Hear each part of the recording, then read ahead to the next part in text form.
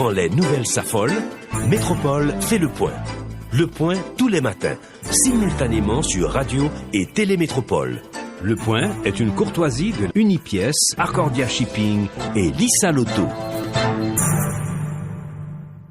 Madame, Monsieur, bonjour. Bienvenue à la rubrique Le Point de Radio et Télémétropole. Merci de votre fidélité. 7 février 1986, 7 février 2023, 37 ans après, où est-ce que l'on en est? Est-ce que promesse qui était faite sur Kembe? Est-ce que transition on l'a fini on l'a?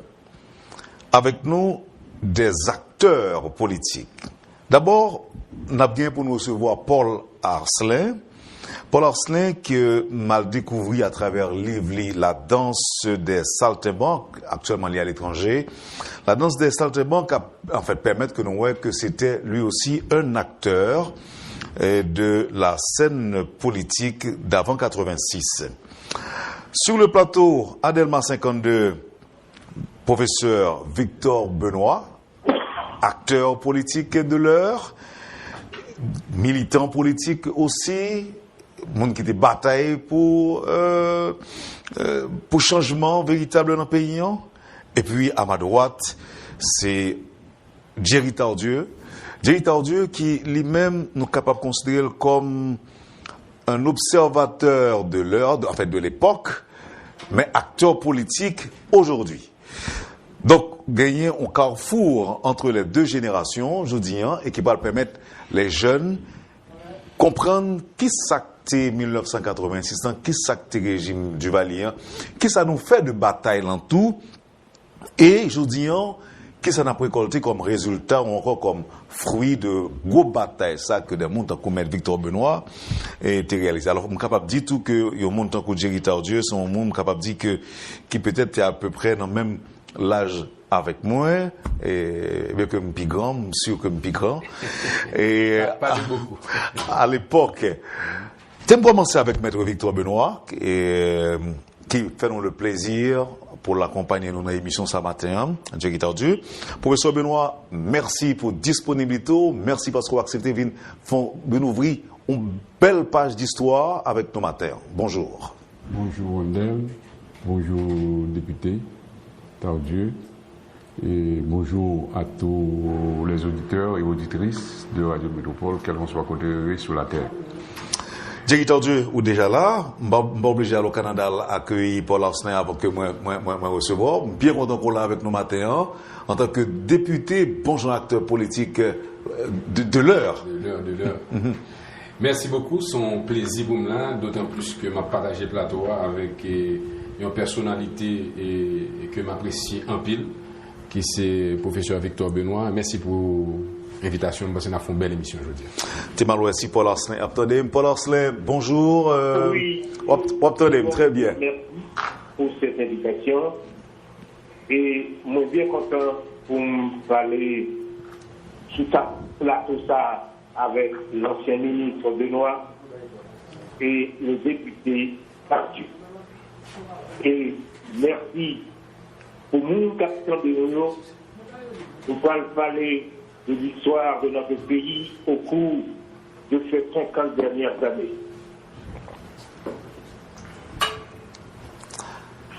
Donc merci. Très bien. Alors, tu commences avec tu me un petit parole rapidement. Où tu es à l'étranger? Où tu es à l'étranger? Je ne vais pas dire en Haïti parce que c'est un gros risque que le pays, pour une série de monde, fait politique avant 86 dans le pays d'Haïti. Right? Oui, effectivement. Je ne peux pas oublier. J'ai écrit un autre livre qui est Le cercueil sous le bras et qui montrait Jean-Louis Goumet avec Général Cantave. Et avant la chute de Jean-Claude Duvalier, je ne peux pas oublier le rôle que Michel Souka jouait en exil. Nous loué aux chambres d'hôtel dans l'hôtel Hilton à Montréal. Et Michel dirigeait presque toutes les grandes manifestations qui se déroulaient contre Jean-Claude Duvalier de cet hôtel à Montréal. Par histoire, pas grand tout le monde qui connaît le rôle de Michel Soucard dans cette lutte contre Jean-Claude Duvalier. Très bien. Et merci, et professeur Victor Benoît. Oui. Et pour moun ou embrasser cause ça avant 86, et pour là toujours aujourd'hui, pour j'ai représenté nos situations, tout militant politique de l'époque, si vous êtes encore vivant, c'est des miraculés, nous capables de dire comme ça? Oui, dans une certaine mesure. Mais il faut dire tout que il y a des miracles, mais que tu as méthode tout. Hein? Parce que moi-même, je fais partie de la génération de 1960. C'est-à-dire que j'étais écolier, lycée Pétion, lors de la grève de 1960, la grève des étudiants. La grève qui était la donnée, des aînés, Serge Gilles, Guy Bauduit, sénateur, des gens Bélisère, hein? J'ai fait philosophie, j'ai fait commencer avec l'université, j'ai une connexion, hein, avec nous dans le lycée. Donc, le Duvalier arrêté, quelques monde quitté, et quelques écoliers, quelques étudiants. Nous avons donné Joseph Faudney, qui est mort il n'y a pas longtemps en Belgique, qui était responsable de l'école normale supérieure comme étudiant. Hein, qui est responsable de l'association, et d'autres lycées également.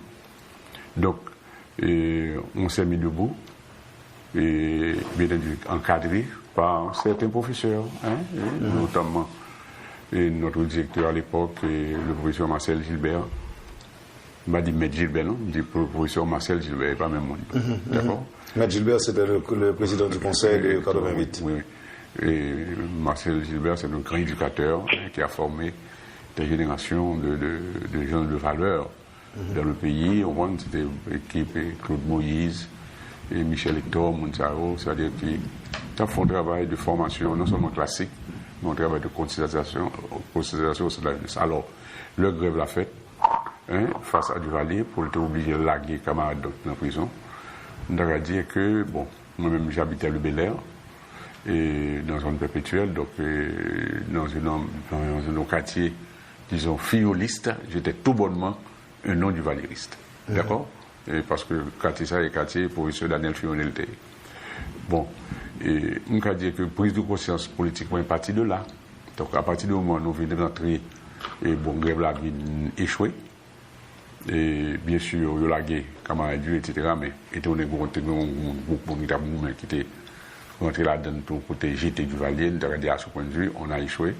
Même on a dit que on tendance à la canon, à la radicalisation parce que nous sommes au lendemain de 1959, hein, c'est-à-dire c'est l'année où Fidel Castro a réussi la lutte de guérilla contre le régime de Batista. Et donc ça a voulu faire taille d'huile, ça a créé un roi, hein, et révolutionnaire de toute la zone de l'Amérique latine et de la Caraïbe, n'est-ce pas? Donc, pour génération PAMNA, d'accord, on a opté pour ces idées progressistes, hein, les idées de démocratie, les idées de justice sociale, hein, et les idées d'égalité. Mais tout cela se faisait dans la clandestinité. Dans la clandestinité. C'est-à-dire, pour reprendre le mot de mon ami, le poète Anthony Phelps, c'est le moment où on se parlait par signe. D'accord? Donc, tout soit fait sans cachette pour faire l'île, etc. On ne peut pas parler à ciel ouvert. Pas de liberté de la presse, hein, pour qu'on même y ait lutte pour les droits de l'homme, etc. Mais quand même, on a un petit bulletin qu'on a passé sous le boiseau, c'est-à-dire en bas veste, en bas le livre, etc. Et pendant le lycée, là, dans la récréation, mon chef met un livre dans le pupitre, à le prendre, puis alors il va là, il va ouvrir, etc. Donc c'est type comme ça. Et puis, on était comme. On n'était pas seulement des camarades politiques, on était comme des parents, des amis. C'est-à-dire que même quand... On s'appelait camarades aussi, non? Oui, quand même si mon nom même si c'était non seul pièce ou bien deux pièces caille que l'habité, bon, c'est là pour aller pour faire réunion. D'accord? Et donc j'ai apporté pas mal de maisons, de corridors au Bel Air, n'est-ce pas, dans le pavé, etc., etc., dans Cafoufeuille. Mais c'est politique qu'on a fait. Oui, oui, on a fait politique. Mais en politique, on a dit qu'il est beaucoup plus chita sur la croyance. La croyance. Idéologie, conviction. Oui, c'est plus sur conviction, c'est-à-dire que le pays n'a pas qu'à ça, non pas qu'à accepter la dictature du Valier. Côté, nous entendons qu'il n'y a pas de journaliste, par exemple, c'est l'époque où il était enlevé Madame Hakim, un journaliste, qui était dirigé au journal Le Miroir, de tendance de déjoie, pas de tendance déjoie. Mais quand même, nous, ça fait ça. Ça pour se fier, on était mis dans la tête, non? Ça parlé de démocratie par principe, etc. Donc, nous avons pensé que la liberté de la presse, ça, c'est un bail pour nous gagner. Dès nous connaissons que vous avez enlevé Mme Hakim, nous venons mon pile à coup de bâton sous Delmar, qui était une zone, qui est une banlieue de TLSA, une zone ragée, etc., qui peut bâtir. Donc, ça aussi, et en sortie, n'est-ce pas, disons, mettez en colère, n'est-ce pas, disons, contre le régime. C'était à l'époque que on connaît que base Fioléa, c'était sous Bel Air, il était dans rue Saint-Martin, etc. Et puis, quand il syndicaliste, il a pas arrêté, il était fermé un journal Fioléa, et foi sociale, etc. Donc, tout le bail, ça a été stimulé, non, etc., dans l'action, à nous positionner, non pas dire dans l'action, mais à nous positionner contre le régime de Duvalier. Bien entendu, là, nous vivons à partir des années 60, à partir de 1980 et de 1960, on y a des aînés, hein, m'a souvenir à professeur, moi, bon, de vérité mémoire, professeur qui était fait la tête pour moi, et Guy Lomini, au monde Jacmel, etc. Peut-être papa Michel Lomini? Non, c'est frère, son frère. Monsieur était frère musicien tout, qui était connu trompette dans le moment. Docteur Michel Lomini, oui, c'est ça. Était ministre de la Santé. Guy Lomini, c'était professeur de la tête en 4e, mais c'est le monde qui était contribué à faire travail de conscientisation politique là, avec nous. Il y a nos principes, la clandestinité, mais qui vient pour faire, ou pas fait pour arriver 5 minutes avant l'heure, ou pas fait pour arriver 5 minutes après l'heure. L'heure, c'est l'heure, etc. D'accord? On peut parler pour aux besoins. On voit, il y a des papiers, ou pas besoin plutôt manger papier. On voit, on pas le traîner dans le poche. Tout le monde, c'est le bail comme ça. Mais ça, c'est parole qui gagne si donné politique là, non? Oui, bien sûr. C'est pas petit papier ordinaire. Oui, dans le cadre de la lutte. Alors, c'est parce que tu vas parler de miracle. Nous, oui, il y a des miracles, il y a des bails qui ne pas arriver expliquer, mais il y a des principes politiques, des précautions politiques qu'on a dû prendre. C'est ça. D'accord, qui peuvent permettre au Québec. C'est ça. Professeur Benoît, témoin avec député Tardieu, lui-même, qui à l'époque était jeune. Alors, j'ai une date qui vient en tête, moi. C'est 31 janvier 1986. Tu as un gros rumeur, un gros bruit qui courait, dit Duvalier tomber. Et c'est là, ça, d'abord, une déclaration que tu as faite, que Macaque là est cassé.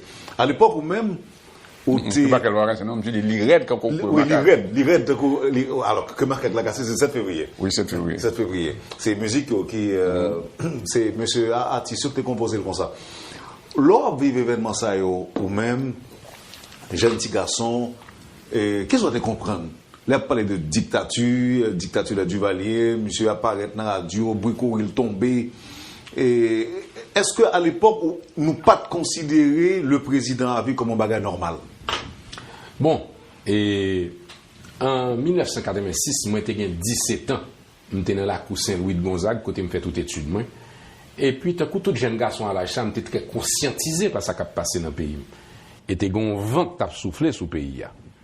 Donc nous te connaissons que tu as gagné une demande de changement. Tu as gagné 7 février, son date symbolique qui symbolisait qui ça? Il symbolisait un espoir de changement, de rupture. Et tu as gagné. Non, mais alors avant 7 février, non. Avant date 7 février. Avant même... 7 février, tu as senti que tu as un bagage qui t'a bouilli dans la société, parce que tu as des chocs sociaux, tu as des événements au Gonaïve, tu as plusieurs poches qui t'ont chauffé, et tu as une série d'événements qui t'ont annoncé la couleur. Et en quelque part, 7 février qui s'altéie, c'est la promesse d'un passage d'un ordre ancien à un ordre nouveau. C'est la promesse d'une rupture t'es un sentiment général que le pays a tapé de l'autre côté, que nous tapé dans la démocratie, dans le progrès social, dans la justice, dans la construction des institutions. Et les jours arrivés, 7 février 86. C'est un liesse populaire dans la rue, tout jeune garçon prend la rue, jeune femme prend la rue, tout le monde a une branche bois. Non, mais parce que tu as la promesse d'un ordre nouveau. Parce que nous t'ai pensé que nous t'as parlé vers un pays qui était plus bien géré, nous t'as parlé vers une démocratie qui était plus cordium, nous t'as parlé vers la liberté de la parole. Malheureusement, et je parle sous le contrôle d'un grand professeur d'histoire, l'histoire, il n'y a pas de morceau d'histoire. L'histoire, c'est un tout. De 1986 à aujourd'hui, espérance de changement ça que nous t'ai rêvé de l'IA, n'est pas jamais faite. C'est-à-dire Haïti son chute vertigineuse. Est-ce qu'on va dire que lutte là doit continuer? Mais c'est pour ça que Pierre-Raymond Dumas continue à écrire la transition qui n'en finit pas. Parce qu'en 1986, nous commençons bagaille que nous n'avons jamais fini. Et tout au contraire, nous pensons que nous allons de mal en pis. Il y a eu des grands moments. Il y a eu des moments, il y a eu des occasions ratées aussi. Il y a eu des grands moments. Entre le 29 novembre 1987, nous votons notre constitution, c'était un projet de société. Son grand moment.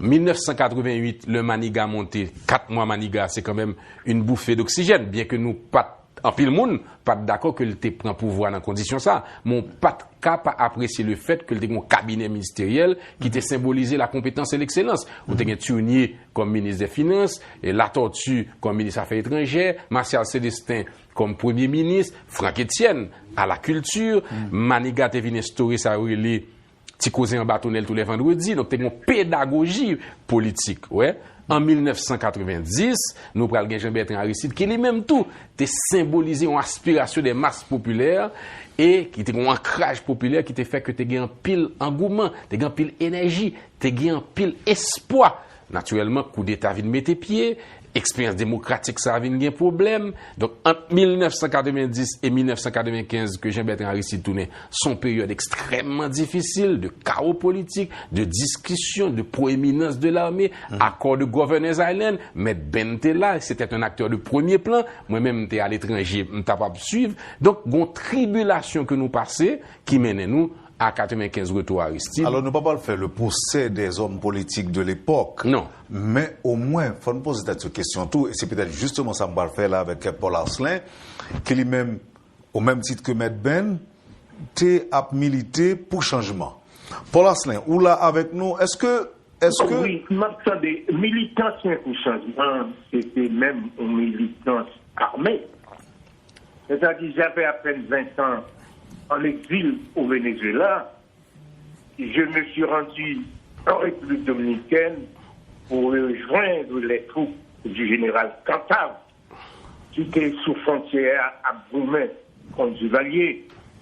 J'ai été nommé porte-parole de cette armée rebelle en République dominicaine, après que nous échoué pour renverser François Duvalier. Cantave s'est rendu en Suisse et nous-mêmes, qui étaient nommés professeurs à l'Académie navale de la Marine de guerre de la République dominicaine, quelque temps après, Duvalier demande notre expulsion de la République dominicaine. Nous étions une dizaine avec Louis Desjoies Pain. Nous avons été expulsés de la République dominicaine. C'est comme ça. Est-ce que Wap dit nous là, est-ce que bien comprendre qu'on dit que à 20 ans, où tu es déjà allé plus loin qu'une simple militance, où tu es temps paré pour prendre les armes, pour une goumer contre François Duvalier. C'est pas paré pour prendre les armes. Nous avons pris les armes et nous avons créé en République dominicaine les forces armées révolutionnaires haïtiennes qui a fait la révolution de 1965 en République dominicaine. Si aujourd'hui la République dominicaine a une démocratie, c'est grâce aux forces armées révolutionnaires haïtiennes qui avaient attaqué la police de la République dominicaine, et c'est les armes que nous avons prises à la police dominicaine, ces armes ont été distribuées à la population de la République dominicaine. Pendant la révolution de Cahamano, les armes de la révolution de Caramano étaient entre les mains de Fred Baptiste, qui était considéré comme héros, qui vient mourir après un voyage en Chine. Il est retourné en République dominicaine et la police dominicaine remet M. Baye François Duvalier. Oui, dans Fort Dimanche. Ok. Maintenant, donc, mais ça a besoin avec vous. Pour terminer au sujet de Fred, j'ai une quinzaine de lettres de Fred Baptiste, avant sa mort, que le cap voyager tout en Europe pour chercher de l'aide, même en Afrique, pour essayer de renverser François Duvalier. Ok. On m'a pris une petite parenthèse qui est importante parce qu'il ne faut pas oublier tout. On a parlé du 7 février. Faut nous placer dans le contexte international.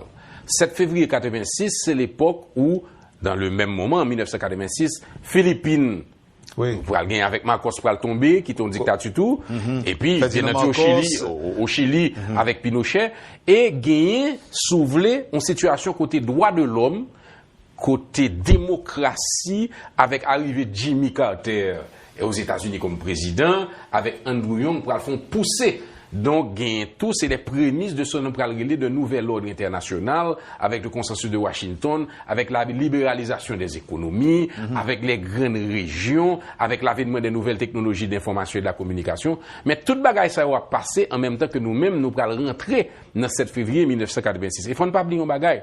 Il faut nous dire, Wendell, que, en fait, à l'époque, c'est chaos social en Haïti vraiment qui poussait d'eau Jean-Claude Duvalier parce que m'attend des Paul-Assin qui a parlé là, t'es grand pile bail qui a passé de yo, mais pendant que aux Philippines ou bien au Chili, disons que l'armée était prête pour un changement, l'élite politique de ces pays était prête, en Haïti, il n'y avait pas encore de projet. Il y avait une opposition plutôt expatriée qui l'entrée ici t'as une difficulté pour l'articuler un projet national. Bien que moi lis quelque part que tu gagné des éléments de l'armée, des officiers de l'armée qui t'ont comploté pour renverser. Pas seulement de l'armée, il y a le général Lancy, le colonel William Regala, et il y avait un civil qui était devenu ministre de l'information du gouvernement et du gouvernement militaire.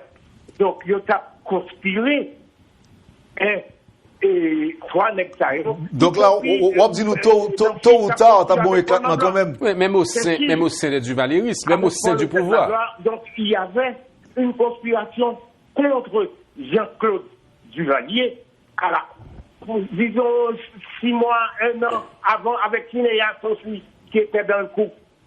C'est comme ça que ces messieurs-là ont demandé à Jean-Claude Duvalier de partir. Maintenant. Et quand Jean-Claude Duvalier, je termine, quand Jean-Claude Duvalier devait laisser le pays, en pile le monde pensait que c'est Jean-Claude Duvalier qui nomme un junte militaire remplacé. Là, c'est pas vrai du tout. C'est le sous-secrétaire d'État des États-Unis qui prend crayon, avec l'ambassadeur Sinéac, qui ont formé le gouvernement de la junte militaire. Et moi qui étais en exil, je suis rentré en Haïti le 9 février. À ma grande surprise, j'ai été nommé dès le 9 février conseiller spécial de la junte civilo-militaire et chef de cabinet de William Regala, que je ne connaissais même pas. Donc ça veut dire, c'est qui est-ce qui est désigné? C'est qui est-ce qui est désigné? L'homme fort qui était l'homme fort du gouvernement à ce moment-là. William Regala. Qui m'a choisi, parce que quand je suis arrivé, j'étais le conseiller. Paul-Assin.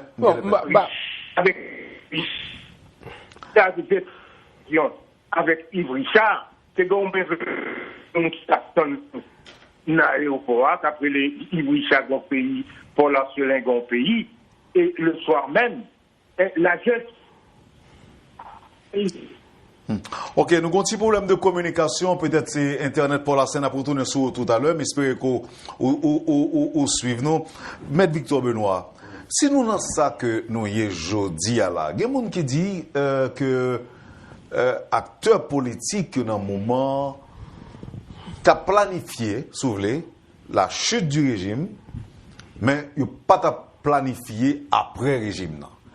C'est comme si on a dit, même ça nous a fait Kounia là, on a dit, faut l'aller, vle pas vle, faut l'aller, mais ça ne pas dit, après le finale, ça n'a réfléchi sur qui je ne peux diriger le pays.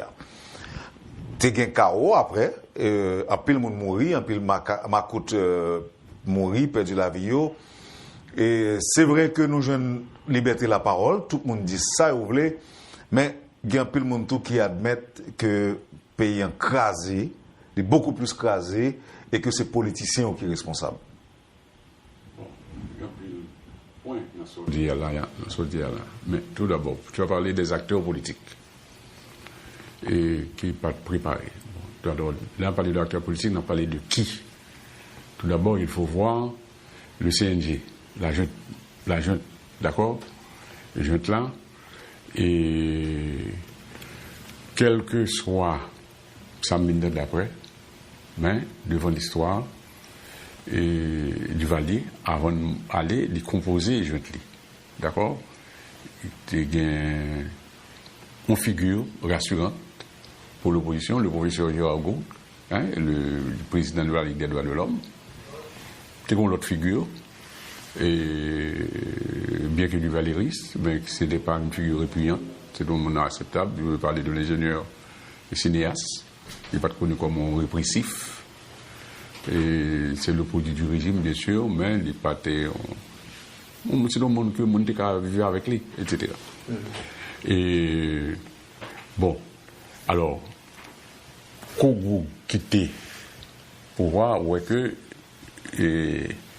Nanfi mettait Sénégal dehors. Donc, on a dit c'est l'aile dure, c'est-à-dire que les militaires qui avaient servi le régime de Duvalier, c'est eux-mêmes qui ont dirigé. D'accord? Donc ces gens-là n'étaient pas porteurs de projet de changement. Donc gouvernance sur une baroua, son gouvernance pour perdurer le statu quo et pour un divorce qui va le faire entre l'équipe ça et le reste de la population, le peuple revendicatif, le 26 avril 86. Drame fort dimanche là. Dès que ils tirent sur la population, qui est avec bon bois, qui n'a pas de fusil dans pas de gagner, etc. Fort heureusement, ce jour-là, il y avait le grand personnage qui était là, un ancien militaire, François Benoît, qui a pu sauver la situation. D'accord? Mais ce jour-là, la population dit, si Nanfi fait tirer sur nous, c'est qu'il a fait bail chouchoua, nous pas là dedans encore. Bon, démocratique là, nous pas là dedans encore. Bon, maintenant, chouchou, partout il y a chouchou. Maintenant, où gagne, à part le gouvernement, vous avez ce qu'on a comme appelé l'opposition politique. Puis il faut la donner. C'était, je m'a parlé des leaders, c'était des expatriés, c'est-à-dire des gens qui étaient vivre dehors. C'est pas de faute, c'était conditions époque là, situation, c'était sous la dictature, était obligé dehors en pays. Mais qui était manqué ancrage en dans le pays. D'accord? Et là-dedans, il y a des gens qui sont partis sur un projet national qui était plus à regarder en direction des États-Unis ou bien en direction de la France pour ces puissances étrangères qui ont décidé que ça a fait dans le pays. D'accord? Et ensuite, vous avez l'autre branche de l'opposition qui était, dit, secteur populaire, secteur démocratique, etc. Mais qui ne peut pas mettre d'accord sur une plateforme, qui ne peut pas mettre d'accord sur une stratégie d'ensemble. Il y a des gens qui t'a parlé de révolution populaire, à la fidèle, et il y a des gens qui ont dit démocratie, mais sans savoir les éléments constitutifs de la démocratie. Et pour une démocratie, ça signifie que chaque groupe dans la gauche a fait manifestation. D'accord? Il n'y a pas de politique pour construire les institutions dans le pays, si bien que les problèmes de constitution, ils ne posent pas d'accord pour faire constitution. D'accord? Ce n'est pas du Valier seulement qui est contre la constitution. Il y a des gens qui sont démocrates et pourtant, ils ne sont pas d'accord avec la constitution. D'accord? Et donc, pour te dire que il n'y a pas eu, il y a eu des hommes politiques, il y avait des combattants, il y avait des militants, mais il n'y avait pas de force politique organisée capable d'assurer le leadership d'une transition démocratique. C'est ça. D'accord? Alors, ça vient barou, ou vient vide, la nature a horreur du vide, et en politique, il y a vide.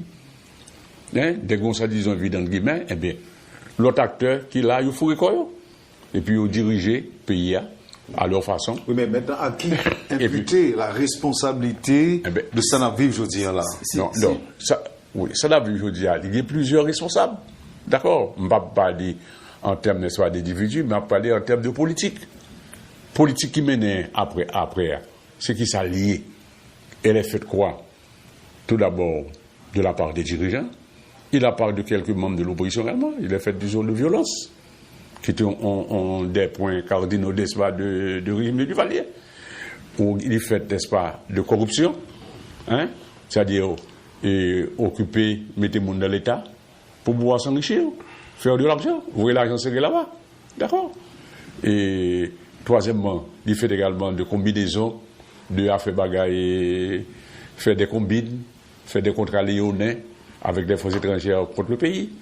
Il fait également de connivence également avec les trafiquants illicites. Hein? Mon café de trafiquants illicites de la drogue, des armes, tout ça. Donc, il n'y a pas, ça pas une politique d'espoir de changement. On ne va pas faire une politique pour transformer l'économie, hein, pour créer des conditions pour nous venir investir dans le pays, pour nous faire un travail, pour augmenter la production agricole et industrielle, pour faire plus de ressources dans le pays. Et bien à ce moment-là, on a une situation côté, on tombe dans une débandade économique et sociale. Professeur Benoît, il y a un peu de monde, un peu d'observateurs et directeurs qui croient que la plupart des dirigeants qui se sont succédés après Duvalier, ils ont tous gonti Duvalier en dehors. Bon, on ne peut pas mettre le comme ça. Qui te mettons à jour sous ça, professeur Victor Benoît dit, nous dit que l'armée n'a pas de projet pour Haïti, elle prend le pouvoir, puisque c'est eux qui étaient au pouvoir après 1986. Et en quelque part, Lévin Boss Albaoua là. Cependant, je pensais que l'État trop facile pour nous imputer à la classe politique la totalité de l'échec haïtien. Pour qui ça? Parce que quand même, tu as des grandes figures qui, après 1986, t'ont fait des tentatives de moderniser l'État à partir des partis politiques. On est comme Mac Bazin, Remel par Remel, le mouvement pour l'instauration de la démocratie en Haïti. On est comme Victor Benoît, professeur Victor Benoît, figure emblématique du Fonds national pour le changement et de la démocratie, avant qu'il n'ait choisi Aristide en 1990, c'était Youn Mounsayo. T'es gagné des joies, t'es gagné de Ronseré, t'es gagné Maniga, t'es gagné Gérard Pierre Charles, t'es gagné Suzy Kassor, t'es gagné un ensemble de personnalités politiques qui tentaient modernisation politique à travers implication. T'es gagné Serge Gilles, nan Pampra, t'es gagné Gérard Pierre Charles n'a pas oublié, tout effort que le fait, l'OPL sorti et de l'organisation. Mais ça passé, pourquoi ça malgré cette dynamique, cette bonne volonté? Le problème haïtien est complexe, c'est une succession d'occasions ratées. Nous sommes dit tout à l'heure. 1988, les amis, Nestlé Maniga te font tentative. Il te parlé donc percer l'ouverture. Donc, il même était un projet de mener. Mais malheureusement, pas oublier conseil de force qui était en face. Il fait des erreurs stratégiques. Il jouait 4, Jean-Claude Paul là sous 4. Henri Nanfi, qui s'est passé? Henri Nanfi vient nous reprendre pouvoir encore. Or, on tournait dans la question que les militaires n'ont pas préparé. Lorsque le premier d'entre nous, ça veut dire militaire qui a mitraillette dans la main, a géré le pays avec le jour, nous pourrons rentrer dans une bamboche démocratique. Déjà, on senti que le problème était sorti dans le leadership là, parce que nous avons besoin d'entrer dans la démocratie, dans la modernité, dans la justice sociale, dans le progrès économique, nous pas de cas dans la bamboche démocratique. Oui, même si au fond c'était une parole, directeur Dieu. Tout commence par la parole. C'est-à-dire, un chef, c'est lui-même qui baille le ton. Le président du pays, le chef des forces armées d'Haïti dit que l'entrée dans la bamboche démocratique, c'était le premier signe que nous avons descendu. Donc ça, je pense que c'est extrêmement important. Maintenant, toute tentative de hommes et de femmes politiques pour moderniser, ils viennent dire, pas oublier, il y a des grands moments tout. Élection 1990, ça quand même, une qualité des candidats à la présidence qui pas petit. L'on regarde même en comparaison aux autres années. Ou après que nous avons des grandes figures et que quelque part, tu as un débat démocratique et tu as un débat autour d'idées. Ou capable d'accord avec Victor Benoît. Mais on n'est pas capable de respecter l'idée et on n'est pas capable de balayer le bénéfice du doute que lui-même était voulu pour payer la démocratie avec progrès. On est capable d'accord avec l'ensemble des leaders politiques, mais le débat en 1990 était extrêmement intéressant. Donc, problème qui vient et qui fait que Haïti aujourd'hui a fait fond, c'est une succession, on est capable de dire, de circonstances, d'occasions ratées, et surtout, c'est monde qui fait un pays, et c'est pas seulement les lois et la constitution. Souvent, pendant toute période ça, nous décidons de contourner la démocratie.